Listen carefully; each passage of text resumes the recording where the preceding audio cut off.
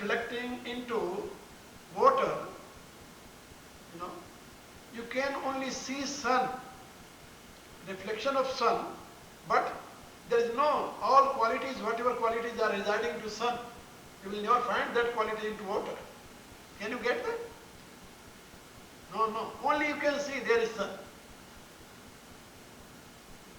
So if you will believe that Supreme Consciousness is reflecting into your Brahma Chakra only, reflecting only into Brahma Chakra, it is not true, it is not correct. Because your self is not only reflection of Supreme Consciousness, but manifestation. Okay? And what is differences between manifestation and reflection? You know very well. You know very well. Reflection is only reflection. You know, that reflected thing is reflecting into that place. But you will never find all qualities of reflected thing into that place. Only you can see that form. As you can see sun into pot, but you will never find all qualities of sun into pot. Okay? But your life is not same. Your self is not only reflection of Supreme Consciousness. Then has all qualities, whatever qualities are residing into Supreme Consciousness, all qualities are residing into your own self too. So your self is not reflection but manifestation. Because when that Supreme Power manifests, as the sun is manifesting into form of fire, there is another. Sun is reflecting into pot, but sun is manifesting into form of fire. So fire has all qualities what your sun is, in little form. And fire is manifesting into form of a lamp. That lamp has all qualities what your fire has. And you will surprise, in Upanishads, all these similes are Suryo yataiko bhuvanasya chakshur nalipyate chakshushairavahi doshe, this simile, that is the sun. As sun is appearing into form of your sight. Okay? But if your eyes become polluted with some special diseases, as a, that's called jaundice, when our eyes become polluted by jaundice, then sun is not polluted by that. Sun is always away. But reflection of sun is giving light to your sight. Another example. Suryo yatha sarva lokasya chakshuru is one example, and other example. Agni yathaiku bhuvanam pravishta rupam rupam pratirupo bhuva ekastatha sarva bhutantratma rupam rupam pratirupo vaisya. Another seer gave example of fire. As one fire, all pervasive fire. Fire is the cause of sun too, according to Veda. There is only two things. Agni somatmakam jagat. Fire and soma. There only. And this was described, those were described in the form of prana and rai. So prana and rai, prakriti and purusha, purusha and prakriti, spirit and nature, fire and soma, energy and spirit. So here a great seer is describing Agniriyathaiko bhuvanam pravishta rupam rupam pratirupo babhuva. There is only one fire, all pervasive fire, but appearing in different form. In some places you will see flame is appearing, solid, big. But see a twinkling light, little light in the form of, candle, small candle. But you can't say that this fire is different from that fire. Fire is fire, appearing so many forms. When that fire appears, manifests so many forms, then its own all-pervasiveness can't hurt. Okay? Being all-pervasive, that fire appears in so many names and forms. In the same way, that supreme cause, being all-pervasive, appearing in so many names and forms, all are manifestation of supreme cause. All are manifestation of supreme cause. What is the meaning of manifestation? That was unmanifested in causal form and that appeared in effect form. So this universe is nothing but manifestation of supreme cause. Not reflection only, but manifestation. Your self is not reflection, but manifestation. Different. And there are so many hymns in Veda.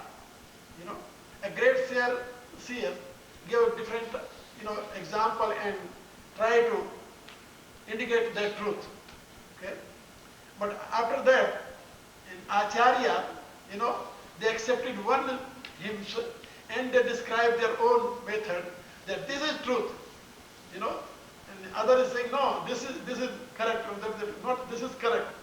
They are only describing one thing in different way. But in Upanishad I will find all examples. Vayuryathayiko bhuvanam pravishta rupam rupam ratrupo babhuva as a wind. You will see different shape. But wind is wind always. May appear in different shape. The same way, one supreme consciousness is appearing in so many names and forms. So these are examples in Upanishad, okay, in Veda. So I was telling you that this diversity is called Vishwa. And Nara means seer. Nri is a root word of Nara. And it means seer. See that, whole scene. So scene is related with nature and seer is manifestation of that supreme consciousness. Because there is known and knowledge. Okay? Seer and see. When Upanishad declared that Sakshi Cheta Kevalo Nirgunascha, that supreme consciousness is only seer and pure consciousness, knowledge. Sakshi Cheta, he is seer, he is knowledge. Kevalo, he is one without second and beyond attributes. Kevalo Nirgunascha. Therefore, these four kinds of descriptions are related with supreme consciousness. That is seer, that is pure consciousness, that is one without second, and that is beyond attributes. So, this word is projection of that attributes. That's called divine nature. And all word is indicating that all pervasiveness of that supreme cause is all. Word is root cause of all sounds. You can't pronounce any word without a. Can you? No. You say ka, a is there. Without a, you can't pronounce ka. Without a, you can't pronounce cha. And when you pay your attention, you will find out you are pronouncing only one word, a. But when you are touching different place in your mouth, then the different kind of sound appear. Okay? A, Ka, Cha, Pa. These all are A. But when your tongue touch some special place, then that A diverges into form of Cha, A diverges into form of Ta, no? A diverges into form of Pa. That is A. All sounds are only, modification of one sound that is called A. So that Upanishad described as A, only one sound is appearing in different form due to different kind of effort. Your tongue is touching different place in your mouth. In the same way, one supreme consciousness is appearing in different form.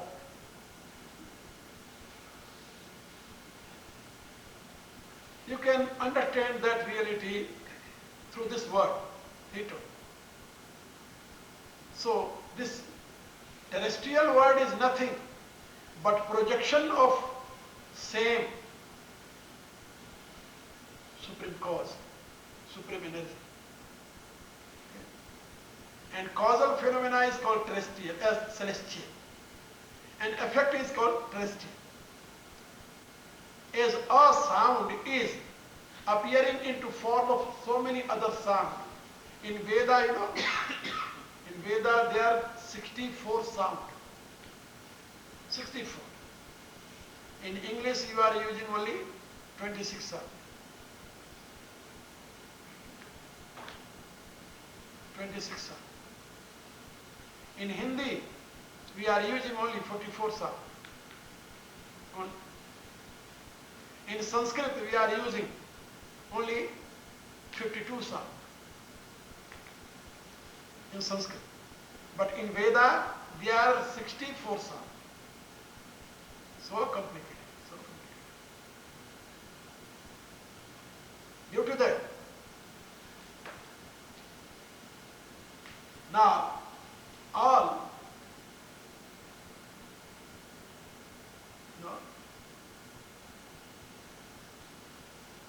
wise men who are searching about this root cause of phonetic process, we are realizing now that really Vedic language is the root of all languages,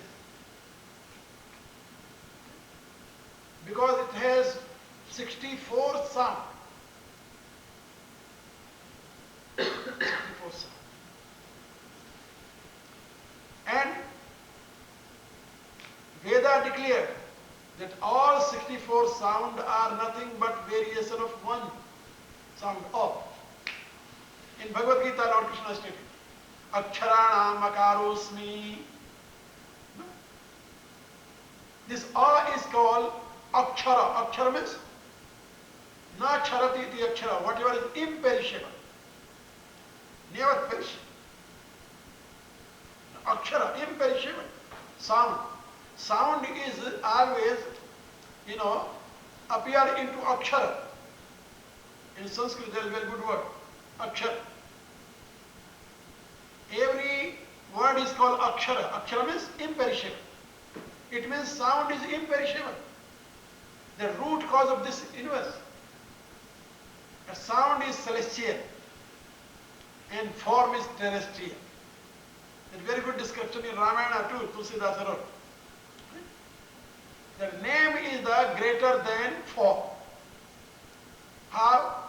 He told that name is celestial and form is terrestrial. Due to that. That is cause, not effect. So this word is effect of same cause. You can see 2 points. 2 points.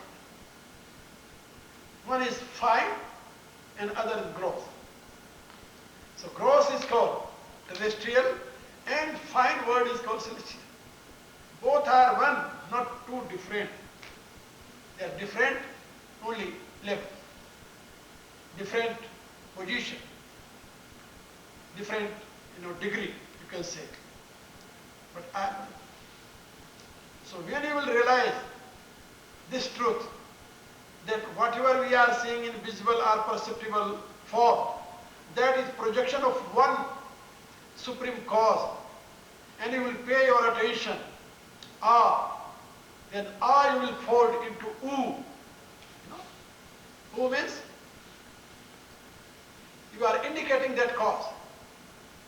Is in visible form or perceptible form, but when you are twisting then it becomes U.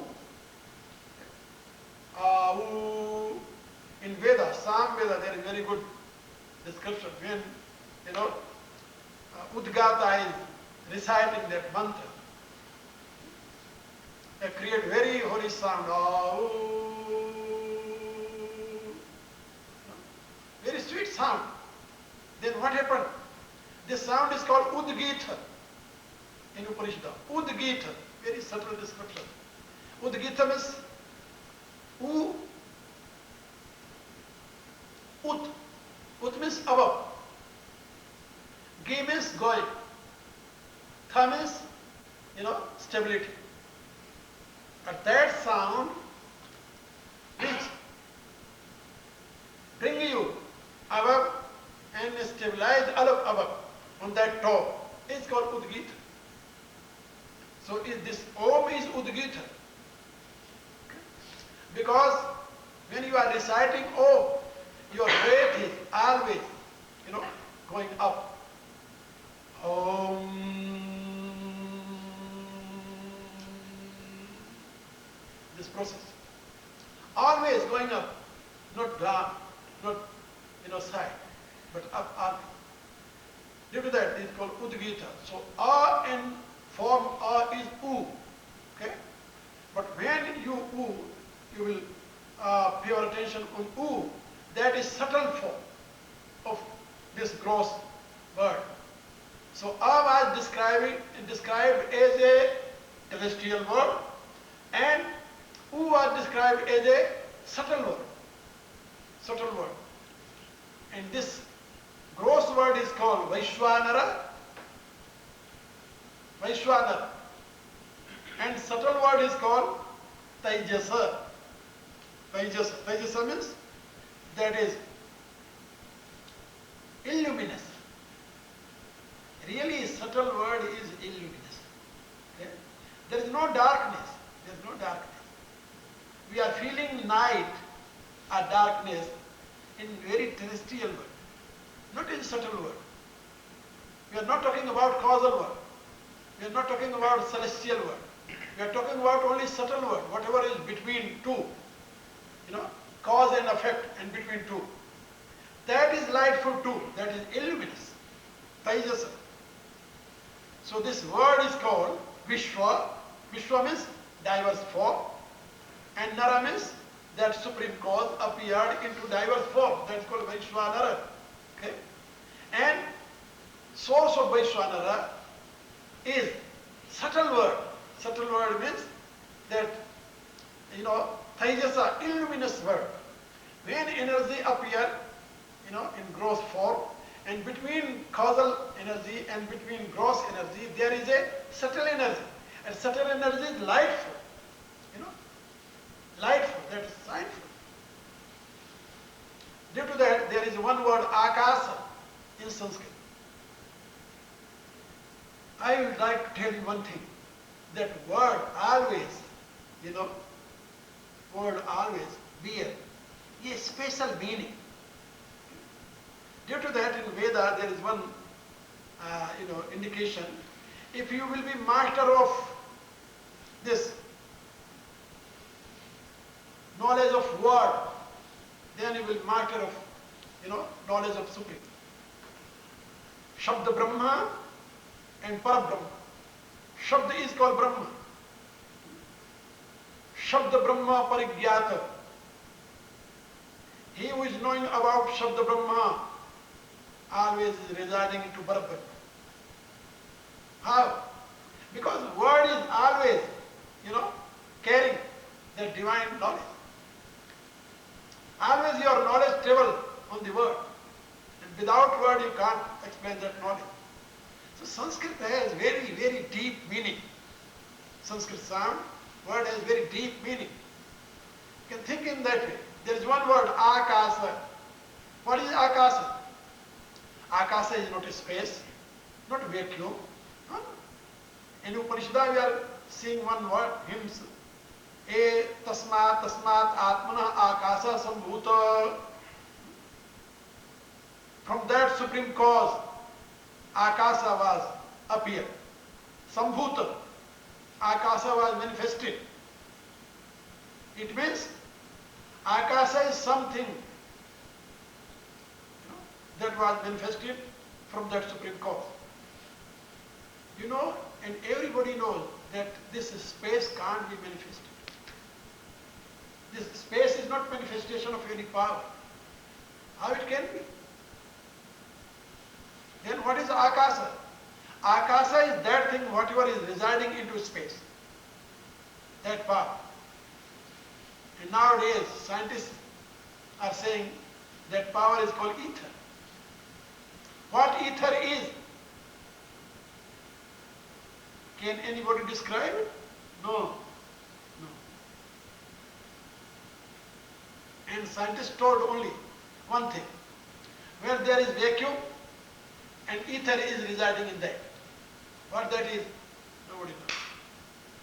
But in Sanskrit that is lightful. Akasa. Asamantat kasa. Kasa means light. You know? Light.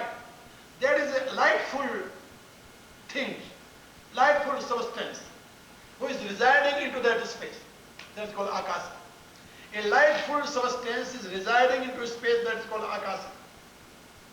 Okay. Very subtle lightful, illuminous substance is flooding into space, that is called akasa. You can say energy.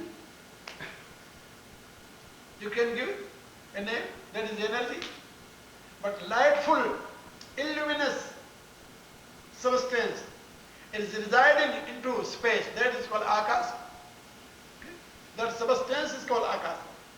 And that is first projection of abhyakta. First projection of abhyakta means that is first manifestation of abhyakta. Abhyakta means divine nature. And that becomes root cause of air. Akasat vayu. That becomes root cause of air. Vayu ragnihi. And that becomes root cause of fire. Agnirapaha. That root cause of apasa, water. And that root cause of earth too. This earth, water, fire, air, all are projection of one lightful substance that is called akasa. It means illuminous substance. That's called divine energy, Taijasa. Taijasa is the root cause of Vishwa. And beyond Taijasa is Pragya. Pragya is beyond Taijasa. And you know, Ma is indicating about that Pragya. The three sounds, A, U, Ma. Okay. A, U, Ma. A. Root of A is your, Muladhara. Muladhara is the root of A. There are four, place of your sound. You are talking, that is a, verbal, sound. When you are not talking, but talking with your own self, that is called another. Vaikhari, that is called, not Vaikhari. There are four, in our language that is called Vak. Vak has four places, Para, Pasyanti, Madhyama, and Vaikhari. So whatever you are using your verbal, that is called Vaikhari. But you are talking with your own self. Other person is not hearing that. That is called Madhyama. Okay? By your root of tongue. So, using that. Sometimes you are, thinking about something with word, but you are not, using that word. That is Pashyanti in your heart. But only you are aware about meaning, not about any kinds of word. There is no any kinds of variation or projection of word. That is called para. So that is para sound, causal sound. Causal sound, subtle sound, okay, and gross sound. And subtle, between subtle and gross, there is one another. That is called madhyama. Okay. So a is related with your, swadhisthana or mooladhara. And u is related with your heart, anahata. And ma is related with your this murdha, agya chakra. There are three places. A, u, ma. Okay. This is your causal, where your I amness is active. Then this is your subtle, luminous. Then gross is related with your generative organs, where from this universe appear. So there are three sound, a, u, ma. And beyond this Agya Chakra, there is Brahma Chakra, and beyond that, that is called, only sound, pure sound, without any, word. There are three words, a, u, and ma, and there is another, only pure sound without any word. Wordless sound. Okay. Wordless sound is called Supreme Cause, Supreme Brahma. So, this a, u, ma, three words are related with gross, subtle and causal word. And fourth is indicating that Supreme Consciousness, Supreme Brahma. These are related with three gunas. Okay? Tamoguna, Rajoguna and Satoguna. Satoguna is causal, Rajoguna is subtle, and Tamoguna is gross. And your real self is beyond three gunas, three attributes.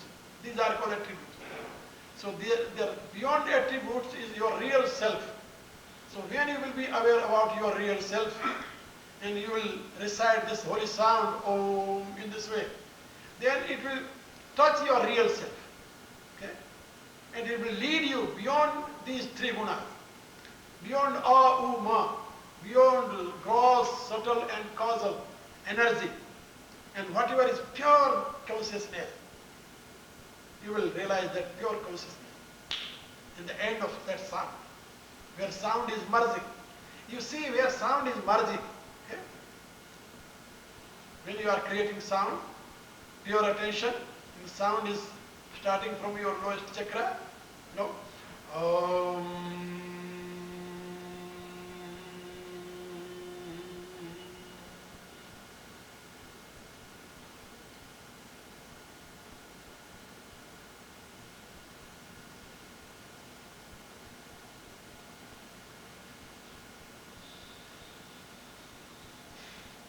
this is the process. That is called Pranava Upasana. Okay? In Upanishad and Veda, this process was described very great way. Very great way. When you will practice this process, automatically you will be one with Supreme, and you will realize unity in diversity. That day will come in your own life when you will realize unity in diversity. You will be one with that Supreme Cause.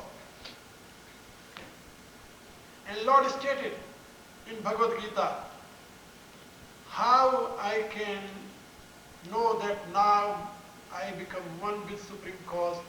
There is no question. When that time will come, automatically you will realize. But is any sign? Yes, sign is. What sign is? He told. Yada viryatam chittam atmannevavatisthate. When your well-controlled mind, well-controlled chitta will be one with Supreme Cause and will establish